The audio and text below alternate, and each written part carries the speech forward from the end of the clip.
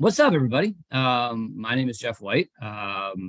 As Greg just alluded to, I've built my career dealing with bed bugs. Believe me, I did not start my career that way, thinking that was what I was going to get into.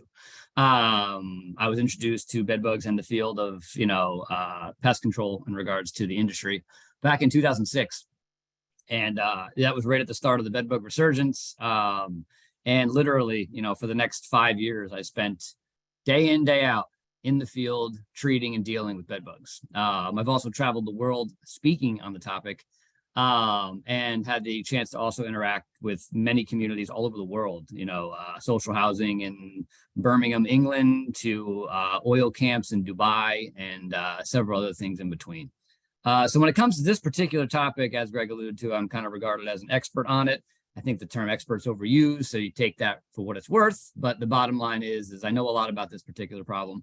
And really, honestly, when we really boil it down, I have spent, I don't even know, hundreds of hours working in affordable housing, housing authorities. That's really, if you want me to say, what am I a true quote unquote expert in? I would say it's the amount of time I've spent in affordable housing like communities.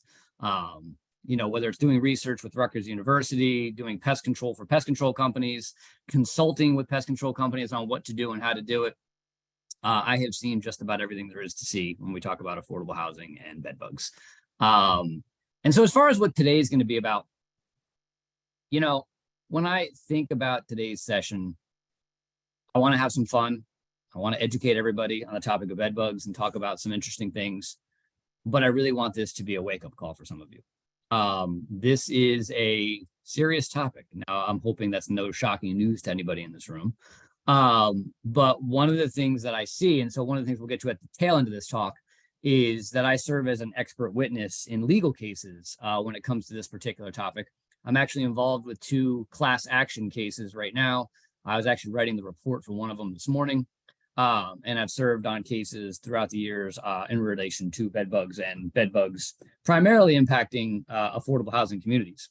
And so I want everybody to understand that there are multi-million-dollar cases happening right now in regards to property managers of affordable housing buildings that just quite honestly were asleep behind the wheel. We're not paying attention to this problem to the degree that they should have been paying attention to it, and are probably going to have a very serious situation on their hands when we talk about potential settlements associated with what was going on. And so what I want people to walk away with from today, if we want to talk about the end and then build towards what the end game is, it's understanding what you need to do to prevent that from happening. And so we'll talk through that as we go through today. I'm going to talk for about an hour 15, hour 20, something like that. And then what we'll do is we'll open it up to questions for 10 to 15 minutes. I also have my contact information on the final slide in terms of my email. I am more than happy to talk with any of you about this topic at any point. If you have any questions, answer any questions you have. I want to help everybody who's in here in regards to dealing with this. So as I said, we're going to talk about everything from the overview of bed bugs, where this whole issue is heading. We're going to talk a little bit about inspections and detection. One of the big things I know with affordable housing communities is prep. I know many of you are probably working with pest control companies that are asking your residents to do very long lists of prep before they treat. And I'm sure you've all dealt with the pest control company that comes back to your office and says, yeah, I'm not treating that unit because they didn't prep. We're going to tackle that head on. And what you're going to walk out of here today learning is that in a lot of instances, and I'll say 90 to 95%, none of the prep work they're asking you to do is necessary to solve the problem. And so we're going to shed some light on the topic of prep. We'll talk a little bit about treatment options. I'm honestly not going to get too deep into treatment options. In the end, as managers of buildings, you're not really responsible for obviously treating the problem. And so I just want to kind of broad picture overview the tools that a pest control company should be using when they control bed bugs, but we're not going to get too deep into the treatment options. And then we'll get into the reality of lawsuits and how to avoid them. And so quick background, going to speed through this. Listen, bed bugs were a problem prior to World War II. When you review the historical literature on bed bugs, you'll see a lot of the same trends that we see today, happening, what is it now, almost 100 years ago. yeah, like I said, I can't believe it's 2023. I'm already talking about my youngest son's graduation in 2031. And I'm like, what are we talking about here? But believe it or not, World War II is almost 100 years in the rear view. And when you go back to that time frame, though, you see a lot of the same trends going on. And bed bugs by around 1950, 1955 basically disappear. Now, listen, they still existed in other countries. I'm sure they still existed in certain communities, but you really didn't hear a lot about it. And I can tell you when I was in grad school, which this is going back to around 2002, we had to obviously create an insect collection for what we were doing in our graduate school degrees. And nobody had a bed bug in their insect collection. That would have been like bonus points. Like you couldn't find them. And then what happens is 2000 is when they first start showing back up. We'll say by like 2005 to 2008 is when it really starts to take off. The media frenzy, which, was alluded to in my intro in regards to some of the media appearances I did, that hit in 2010. Like I said, there was a crazy 3-month stretch there where I was in and out of news studios and talk shows, every day. Actually, there was probably a good 3-week stretch where I literally was in Manhattan every single day doing some sort of TV related thing. That brings a lot of light to the problem. A lot of people think it goes away because media stops covering it. It obviously does not. Spreads, and at this point, all 50 states are dealing with issues. There's really no place that hasn't seen an issue with bed bugs. No one really knows what caused the resurgence. There's a lot of theory on pesticides and this, that, and the other, and I'm sure that all plays a role. Bottom line is they're back and here to stay. I will say that COVID did change the game a little bit. Obviously, and we'll talk about it in a second, bed bugs are hitchhikers. And so they're going to grow, either walk onto, let's say, a laptop bag or a suitcase, sometimes the clothes a person is wearing, and they travel from one place to another. COVID, social distancing obviously started to limit the movement of people, which thus then limited the movement of bed bugs. Now, it's not to say they went away. They did not, but they did definitely slow down. Here we are, obviously a couple years post-COVID, and we are starting to see a lot of regions throughout the United States start to say that it is getting back to where it was pre-COVID. I can tell you, though, not all markets are the same. I'm in New Jersey, which I alluded to Manhattan before. And so I work a lot here in the Northeast. And I can tell you that in New York and in other areas of the Northeast, a lot of pest control companies are saying that they're still slow. And so it's definitely not back in all markets, but in other markets. I was just talking to a company in Michigan just yesterday, asking them how they were doing, and they said that it's pretty much back to pre-COVID levels. So just depends on where you are.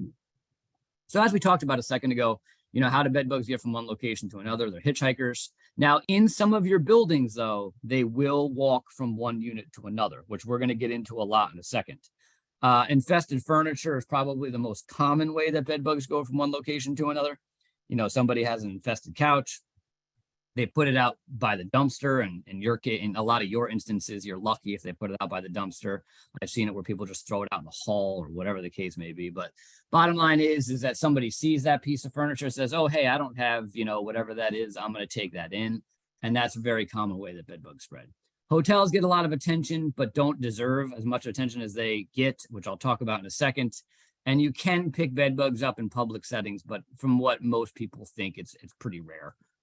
In Manhattan, we will hear about it occasionally where somebody literally has no reason that they can think of that they have bed bugs, and all we can track it back to is that they might have picked one up on a subway or a bus line. But again, not super rare. Not super common. The heaviest, or I should say the biggest impact of bed bugs has definitely been in the multifamily housing industry. Some communities, do have widespread issues. I can tell you in the legal cases that I'm working on right now, we're seeing buildings that could be anywhere from 20 to 50% infested with bed bugs. That's not good. When that happens, you have a very uphill challenge ahead of you.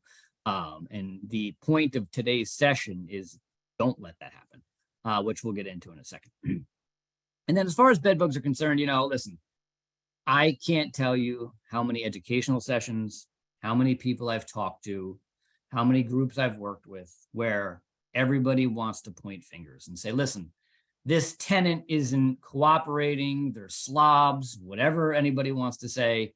This pest control company isn't doing what they're supposed to be doing. The management company isn't giving us the access we need. And the bottom line is there has to be a balance between those three entities. Literally going back to, I think 2007 was when the first time I went to the NJAA, New Jersey Apartment Association. I went to a meeting, and I don't know who he was, the head or whatever, made a comment that in his opinion, bed bugs are like a three-legged stool, where you have the pest control company, the property management company, and the tenant. And if you take any one of those three things away, the stool falls over.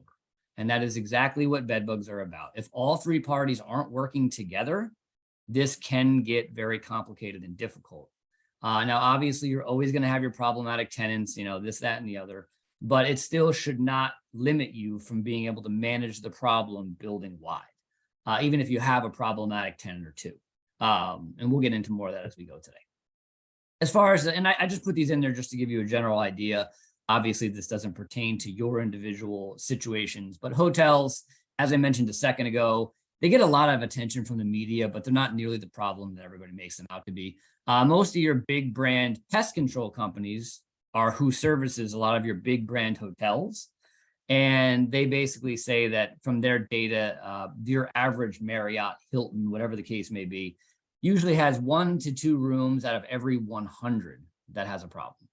And so it's pretty unlikely that you actually stay in a hotel room, in a big brand hotel, that has a problem. And I can tell you from my travels of speaking all over the world, I've only encountered bed bugs in a hotel room 2 or 3 times, and I've stayed in hundreds of hotels through the years. And so my personal experience actually supports this as well. And usually when you stay in a room that has a problem, it's usually a very low level problem, meaning it's just a handful of bugs. Usually somebody says something before it gets real bad. And so if you stay in a room like that, the likelihood you take them home is much lower. And so the bottom line is listen, do hotels have bed bugs? They can. Is there a chance if you travel enough that you're eventually going to stay in a hotel room that has bed bugs? Yes, it's possible, but it's pretty unlikely if you're staying in your average big brand hotels. Now you go into a roadside motel where, the people that are staying in it are often staying for weeks or even months on end. Listen, that might be called a hotel, but it's really an apartment at that point. And so those dynamics can change. And then, as I kind of alluded to earlier, bed bugs do get into public settings such as offices and nurses, doctors' offices and stuff like that. This has probably been the area that's been impacted the most by COVID. We are not getting the calls for bed bugs in public settings, and specifically offices that we once were. Obviously, the office dynamic has totally changed. I'm sitting here talking to you from my house right now because we don't even have an office anymore. And so, we're not getting nearly as many bed bug calls in these types of situations. And as we just alluded to, they can make it into schools, hospitals, doctors. Those types of settings are more about how the bug was introduced rather than there being an actual reproducing infestation. So bed bugs feed on people while they sleep. And so typically they want people sitting still for 10 to 15 minutes at a time.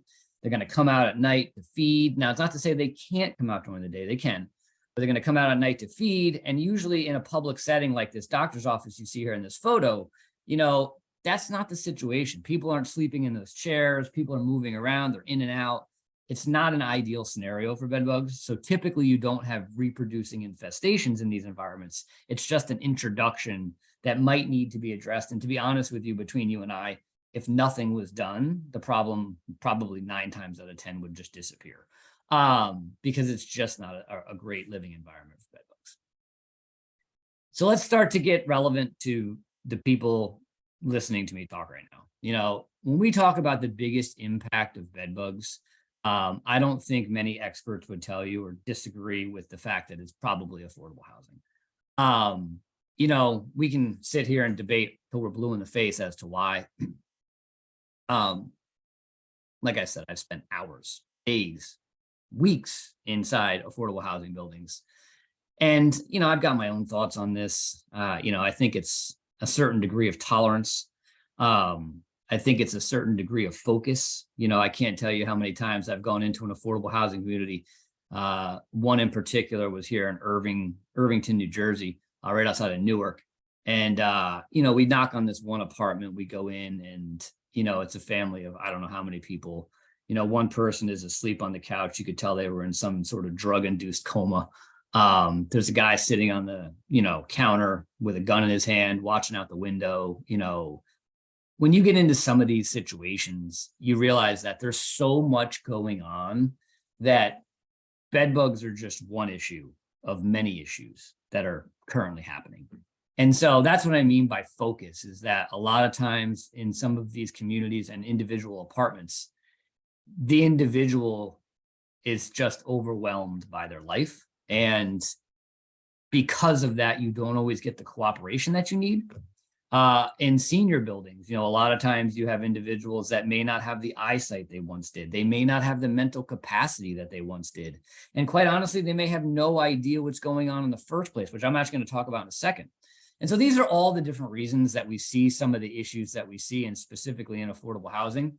But honestly, some of those problems are well beyond what we can necessarily do as an individual. We just have to figure out how do we deal with the bed bugs in a way that we can deal with them. And so just to give you some numbers, Rutgers did some research in affordable housing buildings in North Jersey, and they surveyed 2,372 apartments for bed bugs. And they found that your average building ranged from 30 to 30% infested. And the average building was around 12.3%, which means that 12 to 13 out of every 100 apartments in affordable housing communities had bed bugs present within them. And when you really think about it, like, that's a lot. That's a lot of bed bug infested apartments. Now, again, I've seen buildings, I've gone into affordable housing buildings up, right in the Gold Coast here, which is what people call the strip of land right on the other side of the river from Manhattan. And I've been in affordable housing buildings up in like North Bergen and whatnot, where we literally found less than a 3% infestation rate. So what that shows you is that you can manage bed bugs in these communities. You just have to be proactive, not reactive, which we're going to get into. But the bottom line is bed bugs are definitely a problem in affordable housing. The data has pointed to it. And a lot of times, and when we talk about, so I want everybody in this room, well, virtual room, to walk away with anything. It is the next couple slides. The issue that you are facing is silence. And that's why you have to be proactive, not reactive.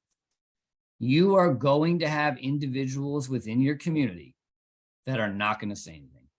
And whether you or I can make any sense of it, and we can't. I've walked into units that have hundreds and thousands of bed bugs crawling everywhere, including all over the person that I'm sitting there talking to.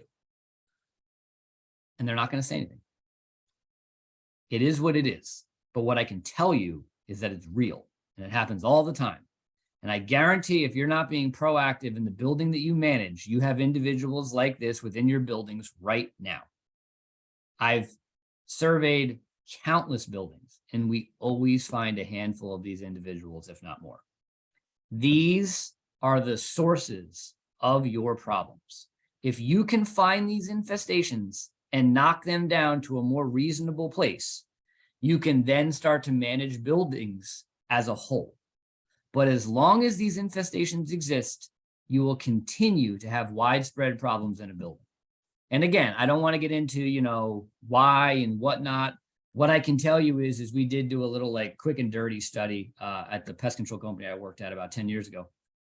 And what we did is anytime we encountered an infestation of over 100 bed bugs, we did the best that we could to evaluate the people in the home to see if there were any mental health issues. And I kid you not, 100% of the time. 100% of the time, we found a really bad infestation. There was somebody in the living environment that had some sort of mental health issue. So the bottom line is it doesn't really matter why this is, it just, we have to find them. And so what's happening with this is, let me go back to this real quick. And this is a gentleman in this picture that I knocked on. We're going back now 10, 15 years, but I knocked on this guy's door. And the only reason we were there to treat it was because somebody walking down the hall saw a bed bug on this guy's door. Now, I want you also to be aware that I had talked to the management company of this building multiple times about needing to get into every single apartment occasionally because these things were going to be going on. And their answer was, we know our residents, this wouldn't happen in our building. Great. So then we get a call for this guy's apartment. There's a bed bug on the outside of the door. Somebody reports it. We knock on the door. He answers the door. You can see the spotting on the collar of his shirt. You know, I'm standing there talking to him, trying to convince him to leave his apartment so we could treat it, which took me 20 minutes. As I'm talking to him, I'm watching bed bugs run up and down his shirt.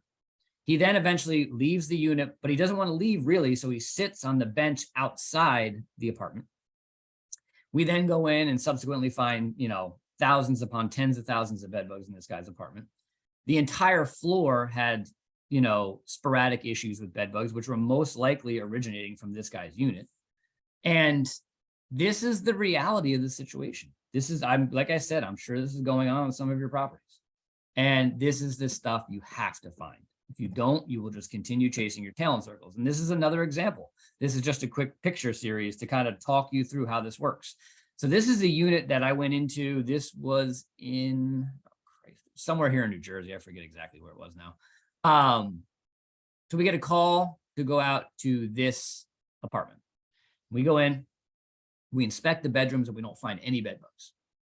We go out in the living room, which is obviously on the just on the inside of the door you see on your left. And we find 2 bed bugs on the couch. And from what we can tell, nobody's sleeping on the couch. There's just 2 bed bugs on the couch. We then look at next to the door, and you can't really see it, but above that socket and switch plate, there's a little black speck, maybe about 2 feet above it. That little black speck is actually a bed bug. So I'm sitting there, and the guy's like, I got 2 bed bugs on the couch. I'm like, all right. I'm looking at the front door. I see that bed bug, and I'm like, that's strange.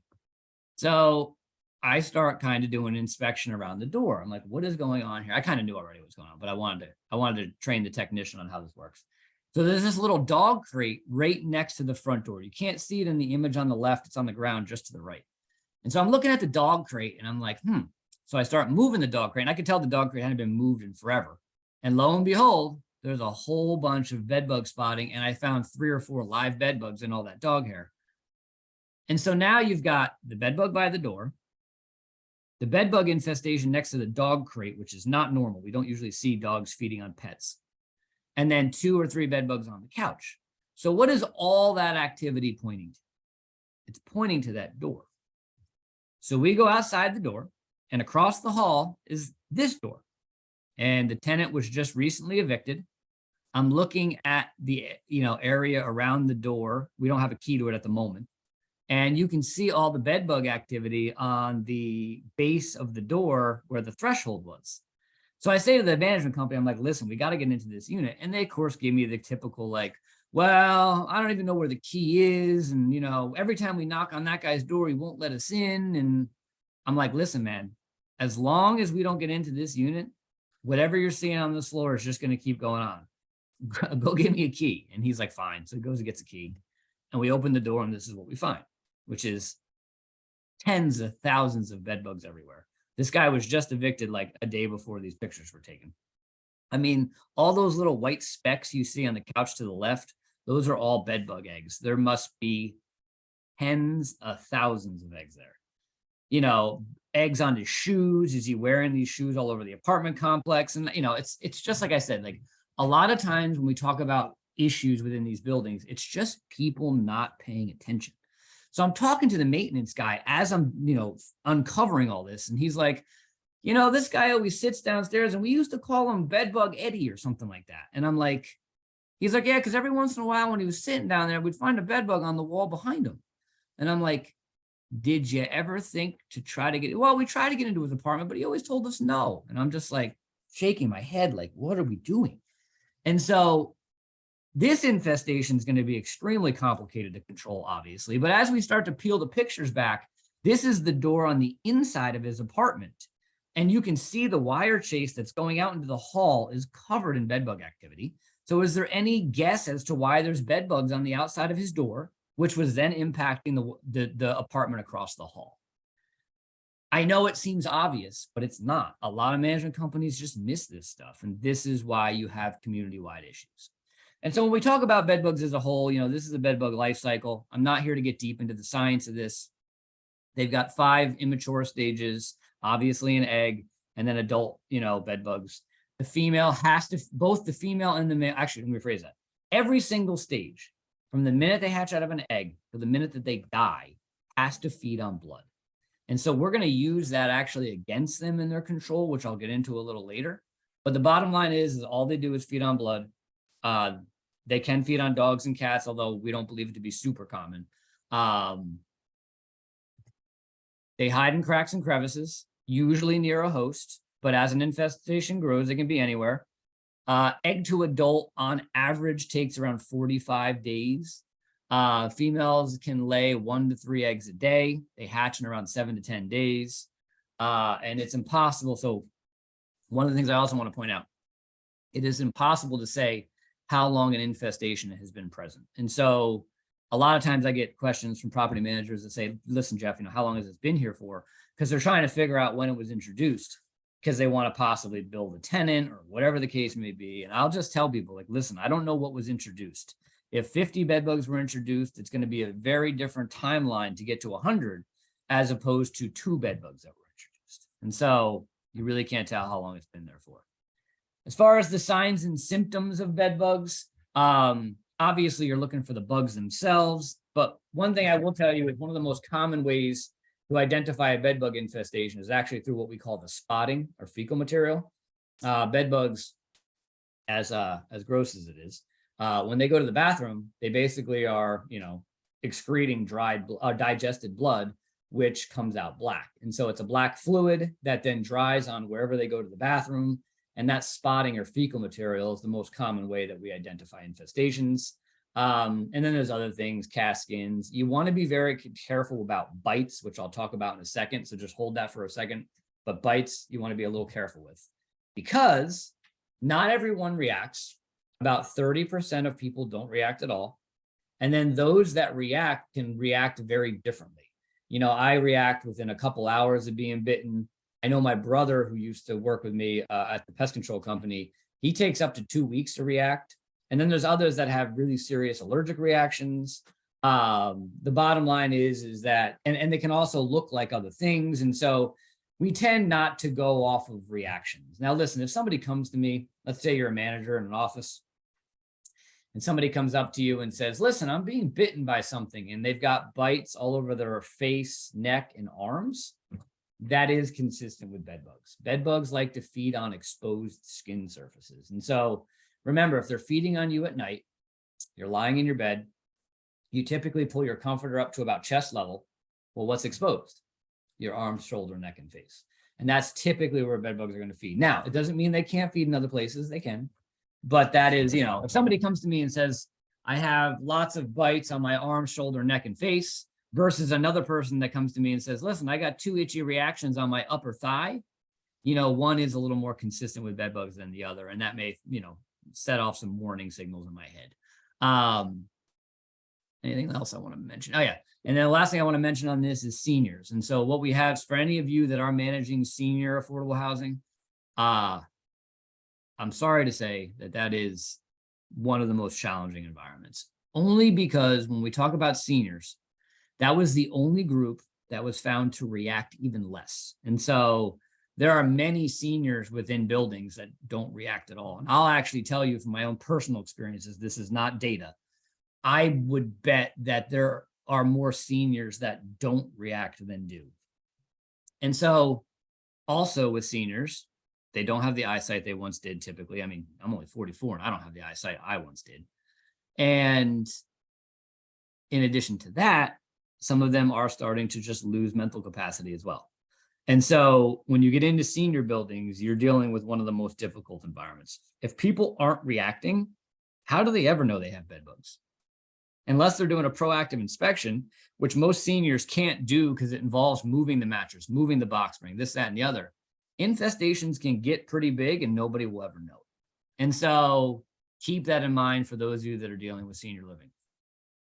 When we talk about disease, I'm going to make this quick and short. Bed bugs have not been shown to have the ability to transmit disease in field settings, meaning like inside people's homes. There was a paper literally that just came out like a week or 2 ago that showed that bed bugs have been proven to have the ability to transmit MRSA.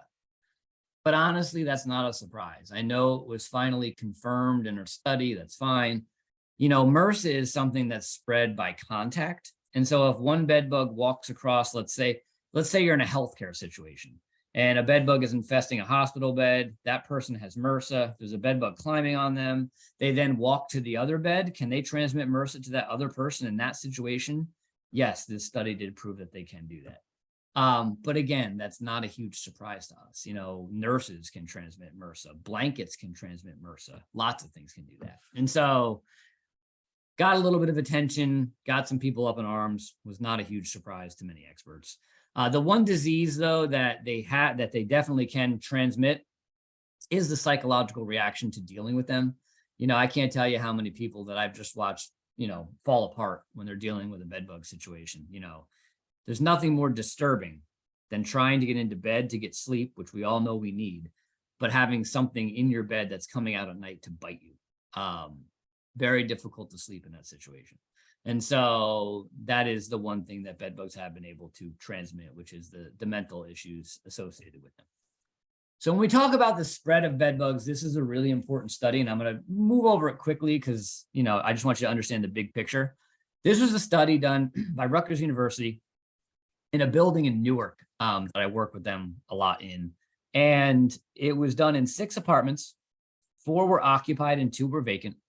And what they did in this study, believe it or not, is they went into these infestations, and these were bad infestations. And they collected bed bugs out of the infestations and actually painted them different colors. And so you can see in the top right-hand corner of this slide, you've got those bed bugs up there that have that little green dot on them. So what they did is they painted them different colors and then they let them go again. They had all apparently, and I didn't even know this, there's like permits to do this stuff in terms of research. They had all the permits they needed to do this. Bottom line is these were really bad infestations and it wasn't going to impact the overall picture because they were bad to begin with. They let them go again in certain places. They put out a bunch of monitors and then they checked those monitors every day for 14 days. And what they wanted to do is they wanted to see how bed bugs moved through that environment. And what they found was that within only 24 hours, they would find bed bugs that were released in one room, in a different room. And within only 3 days, they would start finding painted bed bugs in surrounding apartments. And so listen, before we did this study, we knew exactly what was going on. We just needed data to show it definitively. Bed bugs are moving more than people think they are. This is why finding these infestations is so important, because if you're not finding them, they're just going to spread throughout buildings. And there was a study done, and I'm not going to get into the super deep details, but North Carolina State did a research study where they collected bed bugs from different apartments within a community and genetically compared them to each other. And what they found was that every infestation within a apartment community would all track back to a handful, sometimes even one genetic profile, which suggests that bed bugs within a community all start with 1 or 2 infestations. And again, it goes back to the silence issue we talked about. So let's talk quickly about building a bed bug protocol and some of the things you need to be thinking about. Obviously, when you're talking about doing bed bug work, we all start with inspections and monitoring. There's a lot of different reasons we inspect and monitor for bed bugs, from detecting the problem to assessing the extent of the problem to determining when the infestation is eliminated. Bottom line is, when we talk about visual inspections, unless you're getting to the bottom of the box spring, it is not a true bed bug inspection. That is the most common area you will find bed bugs. So if somebody walks into one of your apartments and walks out and says they inspected it and there's no bed bugs, there's no way that they could possibly say that. You have to get to the bottom of that box spring. And even when you do that, you're going to miss a certain handful of bed bug infestation because there may only be 2 or 3 bed bugs and they're tough to find. And so obviously beds and couches are the most common areas that we find bed bugs. They will start to get into other furniture, but that's usually when the infestation gets really bad. And so from an inspection perspective, usually you just have to focus on the beds and couches. Monitors can also help you determine problems, which we'll talk a little bit about later. I can't stress this enough. And again, one of the big points I want you to take out of this, which is early detection is key. And I teach a lot through analogies. And so the analogy I use, because it's funny, I go in and, You start working with a property manager and they have a high level bed bug infestation that you've literally been in to treat 9 times, and they're frustrated and they want to know when it's going to go away because they want to stop paying for the treatment. And the bottom line here is that when you let it get bad, it's going to take time to get rid of. There's no easy answers. The bugs are in every piece of furniture in that apartment. They're probably in the wall voids, and there's just no easy way to deal with that. And the analogy is, like I said, stage 4 cancer. When you detect cancer early on, it's usually much more manageable versus when you allow it to get to a stage 4 situation, it usually takes much longer and much more effort to get it back under control. Same thing. If you let it spread to all different parts of the apartment in terms of the bed bug infestation, it's going to take time to undo. And that's why early detection is so important. It prevents spread. It reduces cost. There's so many different benefits to making sure you're finding these things as soon as possible. So as we talked about, there are some monitors out there that you can buy and implement into your programs. Interception devices are the most commonly used monitor. These are devices that either go under bed and couch legs or next to bed and couch legs. And what they're doing is they're intercepting bugs as they're moving around the environment. Some of these devices have been shown to be 80 to 95% effective at detecting bed bug infestations within 2 weeks of installation. So they can take a little bit of time to catch the bugs, but they do work in 80 to 95% of bed bug infestations if they are truly there. So again, do your research on monitors. I'm not going to name these by name because I actually was involved with the development of them. But the bottom line is do your research, and there are good interception devices out there that you can bring into the community and help detect bed bugs. Bed bug detection dogs. I just want to quickly, skim over this. Just know if you're using a dog, they can be effective, but you want to do something to confirm what the dog is saying. I handled a dog for a while. I've worked with many different canine scent dogs. What I can tell you is that there are good ones out there, but some of them will say that there's bed bugs there when in all of our efforts, we can never confirm it. And false positives do happen, which means the dog says they're there and they're not. And so my recommendation with this is if you want to bring a dog in to sweep your community, I totally understand, but you want to do something to verify what the dog is saying in any unit that it says there are bed bugs. If you do a visual inspection to confirm, obviously, if you find bed bugs, the dog was right. And then if you don't find bed bugs, you need to figure out what you're going to do. So the dog said they were there. The person couldn't find them. What I would recommend is maybe checking back in over the next week or two, seeing if you can confirm them, see if people are complaining of bites. And then if they're still not, you can figure out how you want to handle it. Because dogs will occasionally return false positives, and those can be problematic where they're saying there's bed bugs there and there actually aren't. So as far as the protocol itself is concerned, as I said, I don't want to get too deep in the weeds with this kind of stuff because you as property managers are not typically doing the treatment itself. That said, you should know that you should be at least familiar with the general approach that a pest control company is taking. And I can tell you, I'm working on a couple different cases right now where there are property managers that were using pest control companies that were just not doing a good job of bed bug control. And the property manager, in my opinion, should have been able to identify that because it was not even close to what they should have been doing. And so, again, I'm not saying that you're pest control professionals, you are not. You should not be familiar with exactly how to do bed bug control and whatnot. But you should know, for instance, that a pest control company should not be relying solely on pesticides. One of the things we know about bed bug populations is that they have been found to have high levels of resistance to a lot of the pesticides that we commonly use. Now, resistance doesn't mean that they don't work. It just means that it takes more of an exposure and a longer period of time. And because of that, you should be using vacuums, steamers, monitors, bed encasements, other things, whatever it may be, to control that problem. And so we'll get a little more into this as we go. Okay, so before we treat, let's talk about bed bugs as a whole, infestations as a whole. So one of the things I train pest control companies to do, And in my opinion, you should also have a grasp on this. And this is something that I've been talking about for 15 years now. You should be categorizing, or your pest control company should be categorizing the bed bug infestations in regards to severity. And the reason why this is important is because it will set the expectations on how long it's going to take to get rid of the problem. A low level we typically call 20 bugs or less, a moderate of 21 to 100, and a high is over 100. And you can see the percentages on the slide in front of you. 70% of what you typically find in your typical community are low levels, 20% are moderate, and 10% are high.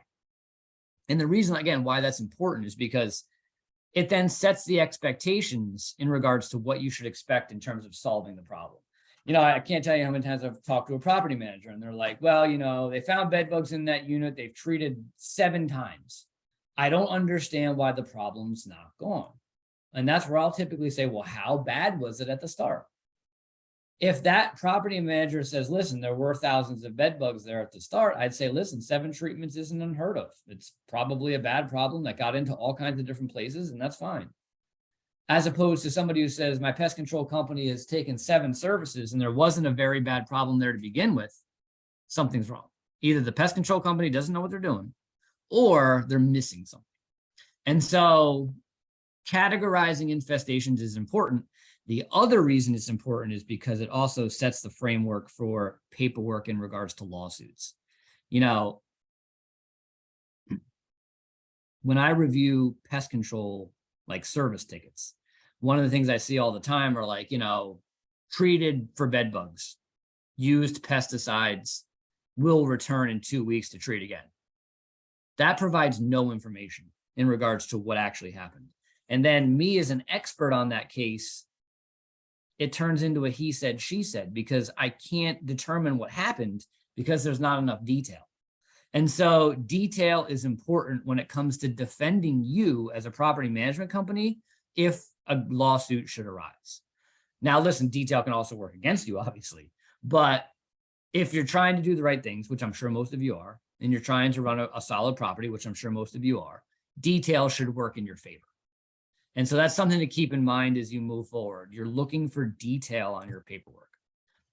When we talk about bed bug infestations, it's really low levels versus everything else. You know, a low level bed bug infestation, which is 20 bugs or less, should really not be that difficult to solve. Most pest control companies should be able to solve those in 2 to 3 services. And they honestly should be focusing mostly on the beds and couches in those services. It's when bed bugs infestations grow that it becomes much more complicated. So let's jump into probably the most important topic for many of you on this call, which is prep. And what we have left is prep. We're going to talk a little bit about the actual control tools, and then we're going to talk about paperwork and lawsuits. And so let's talk quickly about this particular. So for many of you on this call, this is probably the most frustrating thing that you deal with, which is the prep list that your pest control company has provided you and your tenant, the amount of work that is required to do the prep, and the fight over whether they're preparing or not, you know, and the shenanigans that comes along with that whole topic. And what I can tell you is that from the day that I started doing this 17 years ago, I never bought into this. It never made any sense to me. And so what I can tell, let me go back to this real quick. Let me tell you about the history of this before we get into it, because it'll help you understand why we are where we are. So the history of prep work, and now this is just from my perspective, is when bed bugs first start making a comeback, obviously the pest control industry is learning, just much like you were, about what to do about all this. And what happens is that bed bugs, you know, especially in your bad infestations, pest control companies are going in and they're finding bed bugs in the closets. They're finding bed bugs in the dressers. They're finding bed bugs on the clothes in the closets and dressers.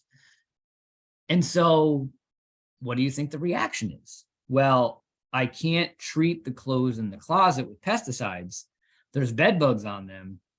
the resident has to empty them out and clean them, you know, and so on and so forth. And so all of the prep that is asked by some companies was a knee-jerk reaction, and a deservingly so. It's okay. To I'm finding bed bugs in those areas. I don't know how else to address them. Therefore, I need the resident to do all these things, because if they don't do them, I'm not going to be able to solve the problem. Okay, that's how it comes to be. And a lot of times when something new is presented to us, which is what bed bugs were 20 years ago, we tend to throw everything in the kitchen sink at it at first. And then as we learn more, we start peeling some of those things away, because we start seeing what's working and what's not. And we start removing steps until we get to an efficient place of dealing with whatever that was. And that's what happened with bed bugs. And that's all that prep, in my opinion. It was the kitchen sink. And so when I get involved in this, and this is going back to February of 06, and we were, in my opinion, one of the first people to publicly talk about this. I'm in apartments, just like many of the ones you manage, and we're recommending all these different things for the tenants to do. And how much of it do you think is actually happening? Right. None. Nobody is ever doing anything that we ask them to do. And it goes on for a couple months, and everybody's frustrated, from the management company to the tenant to the pest control company. And what is the definition of madness? Doing the same thing over and over again, not getting the result. And so I'm looking at this and I'm like, what are we doing? We need to find a way to get around all this prep, because it's just, first off, it's not happening. I don't even know if it's making a difference. And what we quickly find also is that when people would actually do it, what they would do is they'd empty all the clothes out of the dresser. They empty all the clothes out of the closet. They put it in garbage bags. Where does it go? Goes in the middle of the room. Now I can't even move in the apartment to actually treat it. And now I have to start to ask myself, well, what's in the bags? If bed bugs were let's say bed bugs were on the clothes in the closet, where are the bed bugs now? They're in the bag. And everything I do in that unit is not going to have any impact on the bugs in that bag. And then we're relying on the resident to launder those clothes to kill the bugs. And how often do you think that's happening? Probably not a lot. I actually just dealt with a group home in Philadelphia where they were doing all these things and they couldn't figure out why the bugs were going away. And I was like, have you ever checked? They're like, we're laundering all the clothes, blah, blah, blah. I'm like, have you ever checked if your dryers are working properly? Oh, yeah, you're right. The dryers have been broken for a while. They don't get very hot. And so you need 130 degrees or hotter to kill bed bugs. If they're not getting very hot, you're just giving the bed bugs a tumble dry. That's all you're doing. And so when you have them do those things and they do them, you're then relying upon them to do them right. And you now have lost control, in my opinion. So a lot of different reasons as to why companies require prep. And listen, I'm not like, this section isn't a criticism of the companies that do per se, because I understand, I understand why it is. I understand how it came to be, but I'm going to challenge a lot. And so for all the reasons I just talked to you about, which is even when they do it, now all the stuff is in your way. What happens if the stuff in the bags has bugs on it? This, that, and the other. So what we have trained companies to do for many, many years is prep isn't either do it or don't. Prep is let's go in and evaluate the situation and then make targeted recommendations based upon what we're seeing. If you go into an apartment, so let's say Mrs. Johnson in apartment 2A calls, and you go into her apartment and you schedule the first treatment, and the pest control company goes in, and it is a little cluttered. She's got a lot of stuff. And they go to the beds and couches, which they can get access to. It's not that cluttered. And they find 8 bed bugs on the couches and beds. Do you think the bed bugs are in the closets and dressers if there's only 8 bugs in the beds and couches? The answer is probably not. And you start looking at some of that stuff and you don't find any bed bugs. Do you think she needs to empty all that stuff out at that point so that she can launder it all, which is probably going to take her no less than a week? And she's 74, so she probably doesn't even have the physical ability to do it anyway. Do you think it's really impacting the treatment? It's not. Now, listen, you go into apartment 2B and you find 904 bed bugs in the bed. Now the situation changes a little bit. Let's take a look around the apartment, determine where we're seeing bed bugs, and then have them potentially help us with certain things. And so, in my opinion, we call it no prep. It's kind of a misleading statement. It's really prep as needed or limited prep. And so we're going in, and so what we're doing is we're just flipping the order of operations here. Instead of having them do all that stuff for every single bed bug infestation, which ends up not mattering in 90% of them, go in and evaluate it first, then make targeted recommendations based upon what you're seeing. And what research at Rutgers University has found is that in a study of 114 bedbug infested apartments, most of these were in affordable housing buildings, they solved 95% of the infestations with absolutely no involvement from the tenants. I can't say it any simpler. In 90 to 95% of apartments, the prep is not impacting the effectiveness of the treatment. If you have hundreds of bed bugs, okay, fine, different situation. But most of what you have in your buildings is probably under 100 bugs. And in most instances, it's not making a difference. Now, the one thing I will take out of that statement is the sheets and comforters.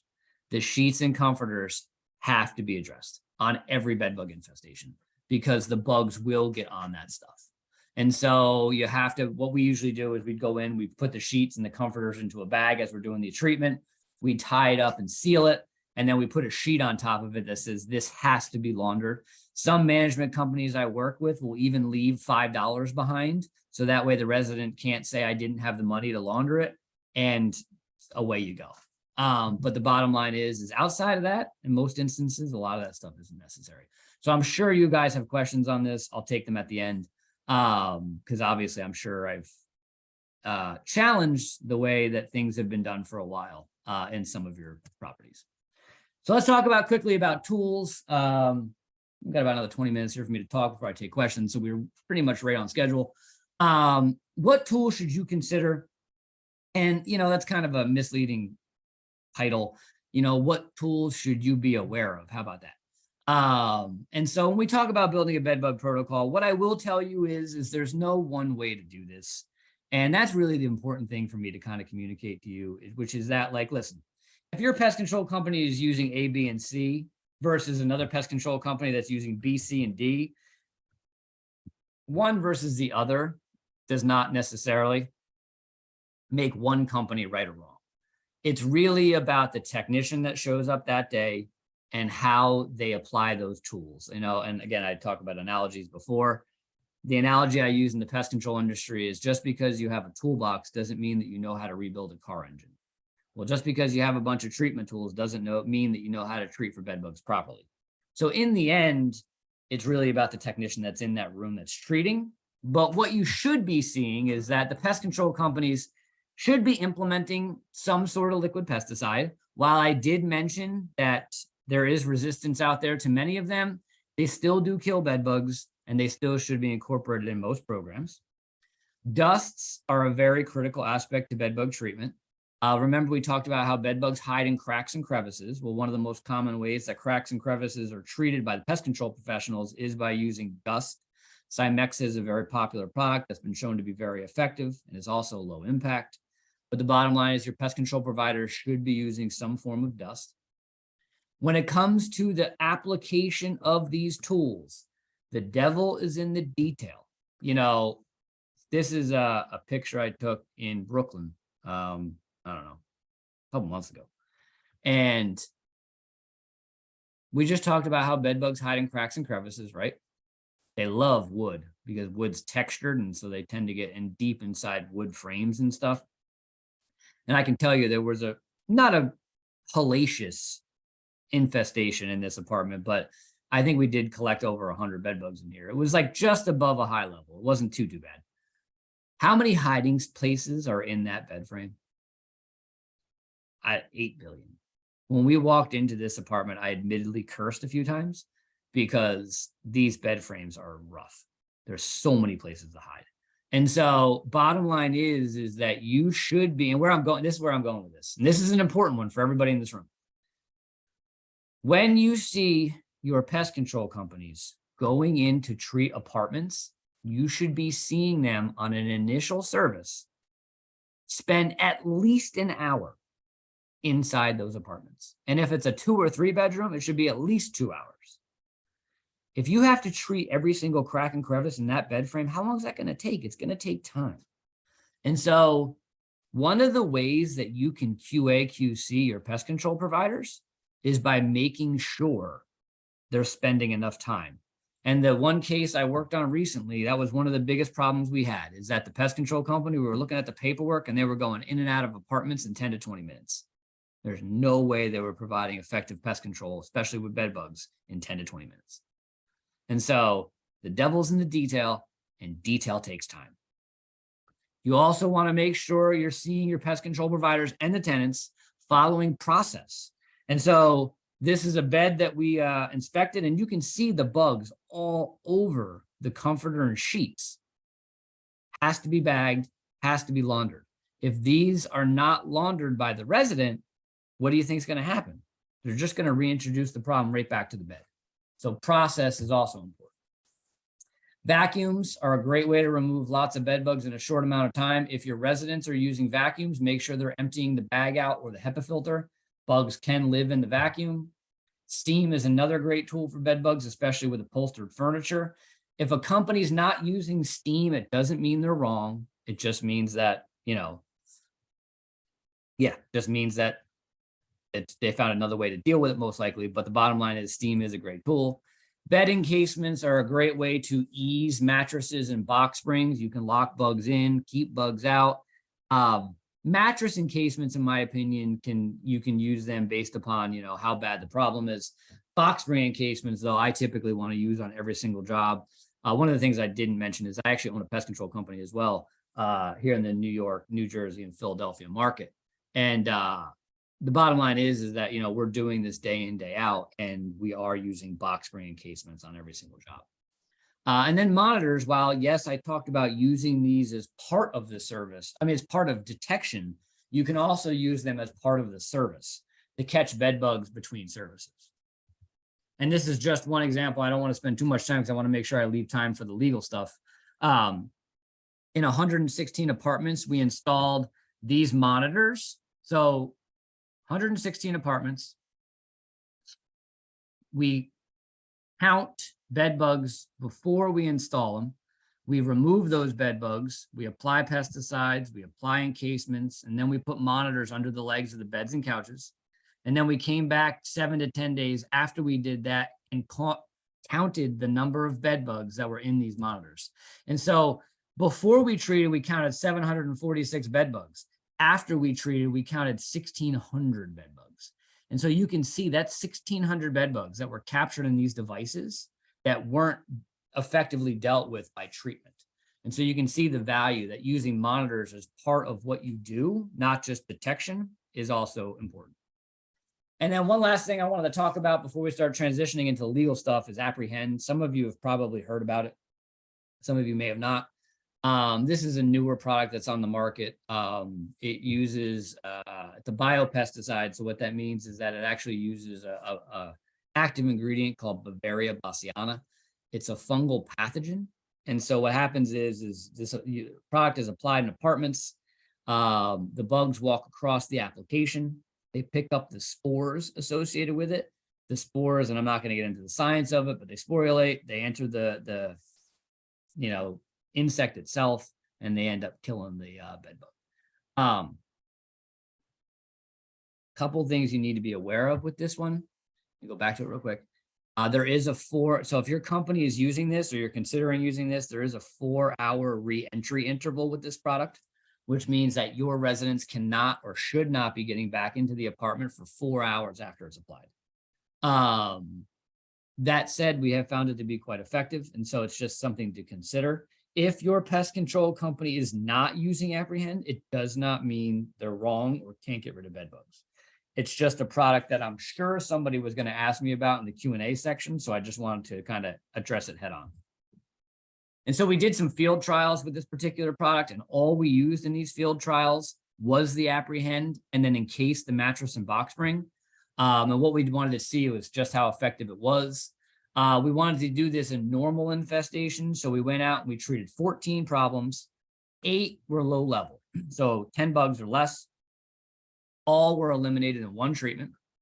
And then the remaining 6, 2 were moderate and 4 were high. And what we found was that the results were overall good. We had 4 that responded very well of the more complicated infestations, but 2 did not.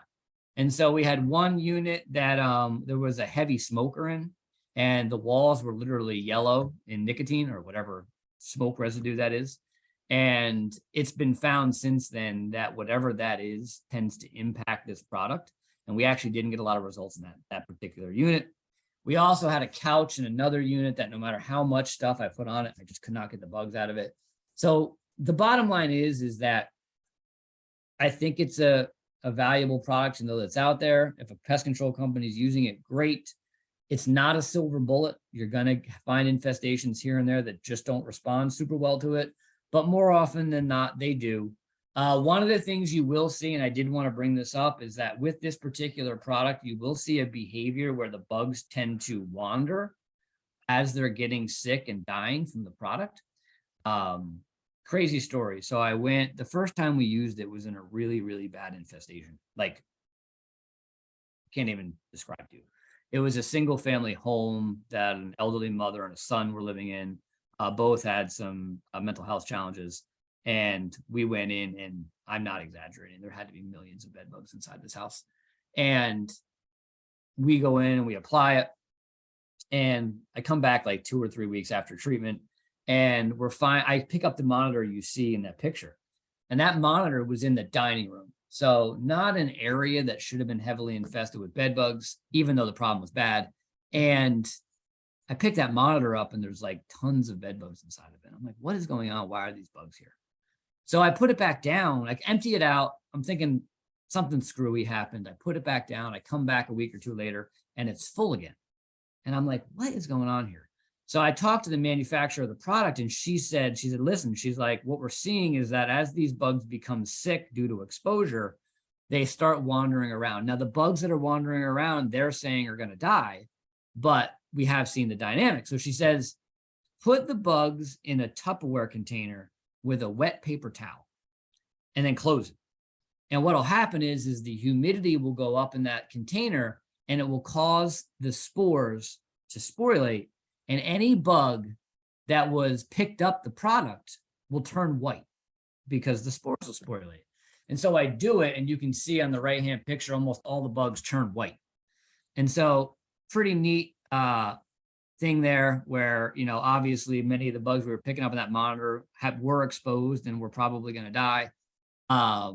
But just an interesting thing to note for you, which is that if you have a company that's using this in a bad infestation, you may see bugs start wandering around, which obviously can be a little bit of a concern in regards to things that are going on outside of the apartment. Now, the bugs walking outside the apartment will most likely die, but people may see them. And so just know that that is something we have noted. So a couple obstacles to consider. Just keep in mind that Apprehend can take 1 to 2 weeks for full impact. It is an oil-based product. So just know that if you have a building that has a lot of linoleum or tile floor or whatever, if that product gets on the floor, it can become quite slick. So make sure your pest control company is addressing that. You cannot treat mattresses with this product, so you're going to have to use encasements or something else. Watch for your wandering bed bugs. Pay attention to the label. But what we have found is that it is working quite well, and it is a viable option for the treatment of bed bugs. So I just want to quickly mention heat. Some of you may be using it. Some of you, most of you probably aren't. It is not necessary to use it to get rid of bed bugs, but it does work if it's used properly. Why some companies are using heat is that it's obviously a little bit of a greener option in regards to the use of pesticides. Although many companies will combine heat with pesticides, it can crash infestations very quickly. Some clients want heat and that's all they want. That's fine. What I can tell you is that heat treatment tends to be a little more expensive than a more traditional approach. For pest control companies, profitability can be challenging. And where I'm going with that is that you are starting to see less pest control companies offer heat. And so what I will tell you is it's out there. Heat absolutely can work for controlling bed bugs. It tends to be a little more expensive, and it does come with some more operational challenges. Just know that it's a company by company decision or a building by building decision. If you want to use heat in your buildings, there's nothing wrong with that. Just know what you're getting yourself into. And it is out there. You can still find pest control companies that are offering it, but you are seeing less offer it through time. So what I want to transition into lastly, and then we'll open up for questions, is lawsuits. The fourth bullet on this slide is it's everything I want to say, which is ignorance is not bliss. And every time I've gotten into a situation where I'm involved with a lawsuit and there's a big settlement going on or a lot of, this, that, and the other, it almost always has to do with a property manager that just had earmuffs on and blinders and knew things were going on and usually said, well, my tenants won't do anything that I asked them to do, and I want my pest control company to get rid of the problem because that's what I'm paying them to do. It's a good way to find yourself in a multi-million-dollar lawsuit.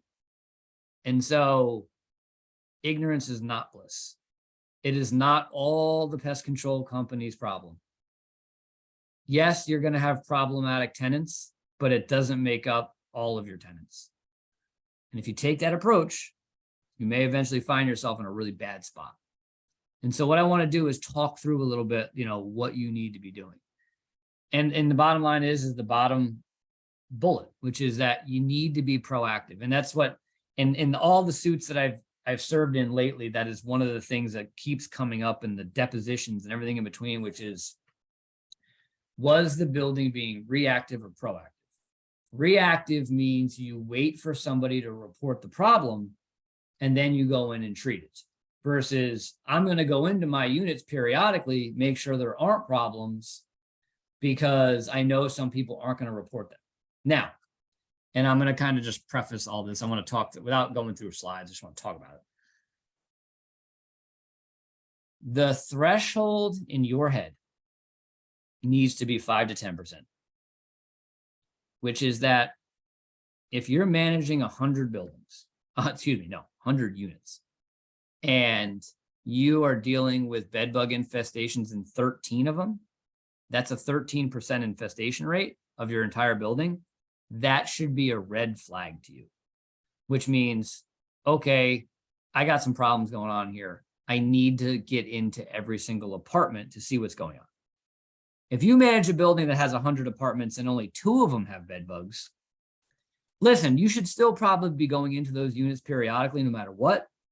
But I could argue that you probably don't necessarily need to from a bed bug perspective. Now, listen, like I said, I still recommend it, but 5 to 10%, that range is where bells should be going off. 0 to 5% infestation rate, if you're being reactive, probably a green flag, you're probably okay. 5 to 10 should be a yellow flag. You know what? We're starting to see an increase in problems. We might want to start considering getting into some of these units. And then anything over 10% should be a red flag. You got a problem and you need to get into all the units and you need to see what's going on.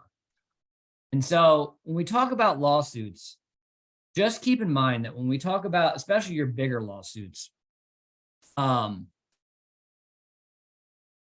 they tend to revolve around somebody just not paying attention, a management company just not doing what it needs to do.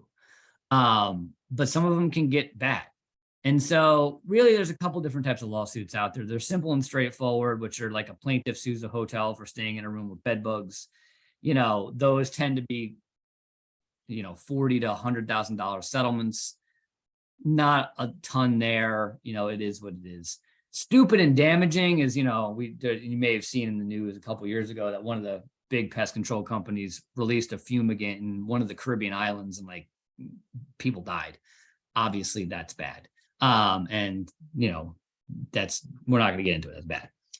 Management, as far as you're concerned, listen, you could potentially have somebody that sues you at some point, but what you really want to watch for are those class action cases. And you're definitely seeing a bunch of them pop up where you get one resident that goes to an attorney and says, listen, my management company stinks. I've had bed bugs in my apartment 7 times now. I know multiple people on my hall that have had them 7 times now. What is going on? Well, what the attorney will do is they'll go out and they'll start saying, all right, listen, talk to your other residents, tell them to come see me. What they'll do is they'll set up a meeting somewhere nearby for all the residents to come to, and they'll start forming a class action suit, which means that they're going to try to then represent all of the residents in your building. And those are where you start getting into multi-million-dollar settlements. And so you need to be paying attention to what's going on, as we talked about. This is one case that happened in Vermont. This isn't in a multifamily housing building. This is in a single family residential home. Bottom line was the pest control company went out to this home, used a banned pesticide, and the tenant was awarded a $450,000 settlement. This is a class action suit that took place in Iowa, where again, you've got an attorney that represented the entire residents of this particular building in Des Moines, Iowa, $2.45 million settlement. And then here's another case in New Jersey. I'm going to skip this one just because I'm starting to run short on time, but $49,000. Bottom line is, it's not always about what actually happened. It's a lot of times about what you're being accused of. An expert, like myself in some instances, will be retained and provided the paperwork to read and review. It is all about documentation. You need to make sure your pest control company is documenting what they're doing inside these apartments. You also need to be documenting all your conversations with the pest control company, with the residents. That way, when I get the paperwork, I can start to make sense of what's going on, which then starts to take away the he said, she said. He said, she said leads to settlements. When there's actual paperwork, for instance, I dealt with a case recently where there was a lot of thought that the pest control company just didn't know what they were doing. And that's what the management company was saying. But there was no record of any of the conversations with them. And so they may have been right, but I had no way to prove that. And so you got to make sure you have paperwork and know that other people can get involved in this. DEP, EPA, FTC, all these different groups. And so obviously these suits can also be very damaging for a brand. The bottom line is you need to make sure you have good service documentation. And so, for instance, this is a service report we created once upon a time that highlights right in the middle, did the technician find live bed bugs? If yes, where and how many? We are telling pest control companies to put an actual number. 60 bed bugs found in the bed, 200 bed bugs found on the couch, 1,000 bed bugs approximately seen in the bedroom, whatever the case may be, not open to interpretation. What was done and where it was done. We vacuumed bed bugs in the master bedroom. We used liquid residuals in all rooms, whatever the case may be. Did we encounter any obstacles? Is the client cooperating? If they are, if they're not, what are they not doing? That way we have documentation throughout the whole thing. And then, of course, just general information, this, that, and the other. And again, this goes for all aspects. Communication with the property management company, communication with the pest control company, communication with the resident. Kind of talked about all this already. Actually, it's what the paperwork just alluded to. So the bottom line is, when we talk about lawsuits, are you reactive or are you proactive? So this is a really important one, and then I'm going to close out and take questions. Obviously, to have a pest control company or whoever go into 200 apartments every month is very difficult and very expensive. That said, Rutgers has done research that has shown that and again, profiling is a bad word, but we're going to use it because we just have to in this particular instance. Profile your residents, not ethnically, from a behavior that is high risk from bed bugs perspective. You know that you have 10 apartments where you have hoarders. You have another 10 that are doing some other at-risk bed bug behavior, bringing in used furniture, whatever. Those 20 apartments, you should be inspecting monthly. The rest of the 180, you could probably go into quarterly or biannual, because those residents are not as high risk. So you need to look at your residents, identify high risk behaviors, and those are the ones that you should be going in every month or whatever the case may be, as opposed to the rest, which you could probably go into every quarter or whatever the case may be. And a lot of times, honestly, all you need to do is knock on the door. They open up the door, you can see what's going on right behind them. If you see stuff everywhere and black spots on the walls, you need to get into that apartment. The bottom line is you need to set up a plan and execute the plan. Ignorance is not bliss. In fact, it's expensive. So obviously I can summarize the talk. I think everybody was here to hear it. I want to make sure I leave time for questions. My contact information is on the slide in front of you. I welcome anybody, any one of you to reach out at any point, whether it's emailing me at jeff.white@whitemantis.net. My cell phone number is there. I am welcome to answer any calls, whether I just help you from a question and answer perspective, I'm fine. If you are in the New York, New Jersey, Pennsylvania metro area, if you ever need me to come out and evaluate a building for you or whatever, the opportunity is there. Please don't hesitate to reach out. All right. Shall we? Jeff, we got a question here that was written by Barbara, and she says that we find that motorized chairs / recliners and or beds are a problem specifically. We have to wrap and remove often. We just can't seem to get all the bugs away from the motor. It seems like they're attracted to the motor. Any advice when it comes to that? Yeah, it sucks. It does. It's the motorized wheelchairs and beds are just rough. And so there's really an assortment of tools for that. I mean, you can dust some of those areas with the Cymexa dust I alluded to before. There are heat chambers that you can buy that some of the stuff may be able to be exposed to 130 degrees and not destroy the electronics, but also treat the bed bugs. Steamers in some instances, vacuums in some instances. The bottom line is you got to think outside the box a little with that stuff, and you need to have a pest control company that's experienced with that kind of stuff to get rid of them properly. I've even gone as far as to contact manufacturers of that stuff to ask them how to deal with it. Not a ton of great, of course, the first question that's asked is one I don't have a great answer for. Not a great answer for some of those things. Okay. Next one we have in the chat here is regarding common areas. Do you recommend that common areas are sprayed routinely? Not sprayed, inspected. Okay. And so again, I wouldn't unless the going take home from most responsible pest control companies is that I'm not going to apply pesticides unless there's a reason to apply pesticides, especially in a common area, where you've got people doing all kinds of things and touching all kinds of things. And so not necessarily. I would be inspecting them routinely. Maybe you put some monitors out in those areas, but I probably wouldn't be treating unless we start to identify or find a problem.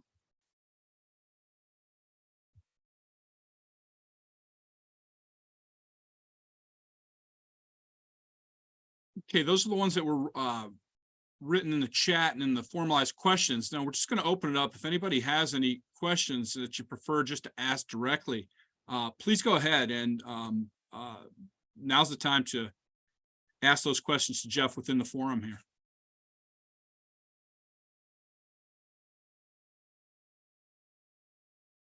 Craig, we have one from Peter in the chat. Go ahead, Peter. You're on. Yeah, go ahead, Peter. Hi, can you hear me? Again. Hey, I have a question. I'm a purchasing agent. I write the scope. I work with our operations team on the scoping of our bed bug procurements. We do encasements, but we tend to buy them ourselves as opposed to having our inspection firm provide them. But one of the questions I have is having been in I know it's a little self-serving, having been in some units that have a little have infestations or been around it. Is there a way I can prevent myself from bringing back the bed bugs into my dwelling? I've been told that if you step in a plate or a tray of bleach, that will help you to bring the bed bug. I don't want to bring bed bugs back into my house. I have kids and stuff like that, so.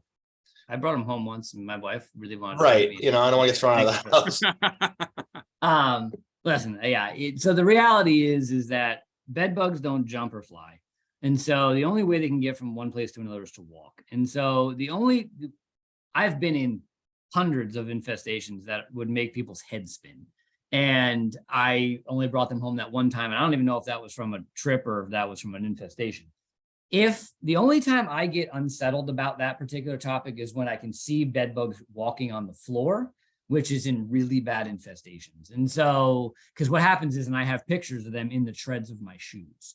And so what I will tell you is that in 98 to 99% of problems, as long as you don't go sit on the furniture, as long as you don't go in and rub up against it, the chance that you're going to get a bed bug on you is like very, very, very slim. If you're really concerned about it, Tyvek booties always are a decent way to handle it. I've also then taken off and put off on the bottoms of either the booties or my shoes. Off has been shown to be repellent, or whatever repellent, doesn't need to be off. It's shown to be repellent. The higher the amount of DEET in it, the more repellent it is. But you can also put that stuff on the bottoms of your shoes. Outside of the shoes, as long as you're not rubbing up against things, there really shouldn't be any risk to the rest of your clothes. It's just your shoes that should be the concern.